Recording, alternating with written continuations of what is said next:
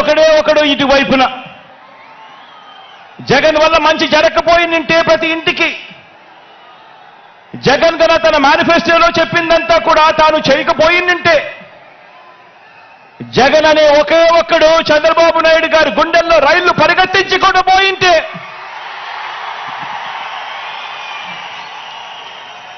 చంద్రబాబు నాయుడు గారు ఇన్ని పొత్తుల కోసం ఎందుకు పాకులాడుతా ఉన్నాడు? ఇంతమందితో పొత్తుల కోసం ఎందుకు అగసాట్లు పడతా ఉన్నాడు? ఎందుకు ఢిల్లీ దాకా వెళ్ళి అక్కడ మోకరిల్లుతా ఉన్నాడు?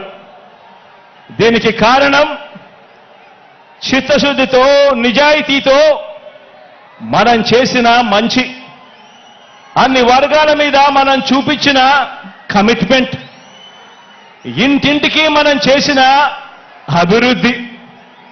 ఈ రోజున మన పార్టీ, మన ప్రభుత్వం నిండుగా విరగ కాసిన మామిడి చెట్టులా మనముంటే, చంద్రబాబు నాయుడు గారి పార్టీ అందరినీ కూడా మోసం చేసి, వెన్నుపోట్లు పొడిచి, గత పాపాలకు ఫలితం అనుభవిస్తూ తెగులు పట్టిన చెట్టులా చంద్రబాబు నాయుడు గారి పరిస్థితి ఉంది.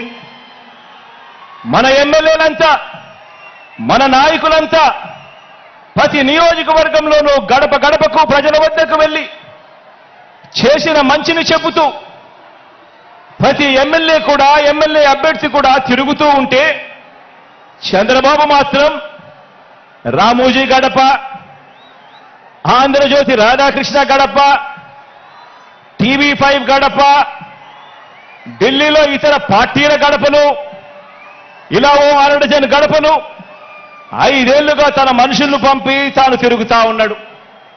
ఆలోచన చేయమని అడుగుతా ఉన్నా. ఇది కనిపిస్తా ఉన్న చంద్రబాబు నాయుడు గారి మార్క్ రాజకీయం. మరి మీ జగన్ మార్క్ రాజకీయం, మరి మీ అన్న మార్క్ రాజకీయం. మీ అన్న మార్క్ రాజకీయంలో, మీ జగన్ మార్క్ రాజకీయంలో విలువలున్నాయి. విశ్వసనీయత అన్న పదానికి అర్థం ఉంది,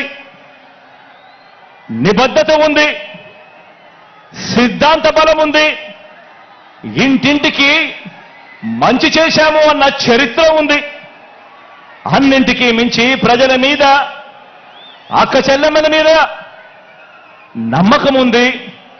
ఈరోజు మీ బిడ్డ పాలనతో ప్రతి ఇంట్లోనూ కూడా చిక్కటి చిరునవ్వులు కనిపించే పరిస్థితులు ఉన్నాయి. మన మార్గ రాజకీయంలో ఇంటింటి అభివృద్ధి కూడా కనిపిస్తుంది. మన ఫ్యాన్ గిర్రున తిరిగేందుకు కావాల్సిన కరెంటు ఇతర పార్టీల నుంచి రాదు, ఇతరులతో పెట్టుకున్న పొత్తుల నుంచి రాదు, నేరుగా ప్రజల నుంచి, ప్రజలు ఆశీర్వదిస్తే వస్తుంది, వారి గుండెల్లో ప్రేమ నుంచి వస్తుంది. మన పార్టీకి, మన ఫ్యాన్కు కరెంటు, మన ఫ్యాన్కు కరెంటు మనందరి ప్రభుత్వం ఇంటింటికి చేసిన మంచి నుంచి వస్తుంది. మనం అందించిన నవరత్నాల్లో నుంచి మన ఫ్యాన్కు కరెంటు వస్తుంది. లంచాలు లేని, వివక్ష లేని పాలన ఎవరైనా కూడా 5 సంవత్సరాల కిందట ఇవ్వగలుగుతారా అని చెప్పి ఆశ్చర్యం వెలిబుచ్చిన పరిస్థితుల మధ్య నుంచి ఈరోజు లంచాలు లేని, వివక్ష లేని పాలన మనం అందించిన దాంట్లో నుంచి మన ఫ్యాన్కు కరెంటు వస్తుంది. మన ఫ్యాన్కు కరెంటు మాట తప్పకుండా మేనిఫెస్టోను ఓ బైబిల్ గాను, ఓ ఖురాన్ గాను, ఒక భగవద్గీత గాను ఇంతవరకు ఎప్పుడూ కూడా ఎవరూ కూడా చెయ్యని విధంగా, మేనిఫెస్టో అంటే చెత్తబుట్టలో వేసే డాక్యుమెంట్ కాదు, మేనిఫెస్టో అనంటే ఒక పవిత్ర గ్రంథం అని భావించి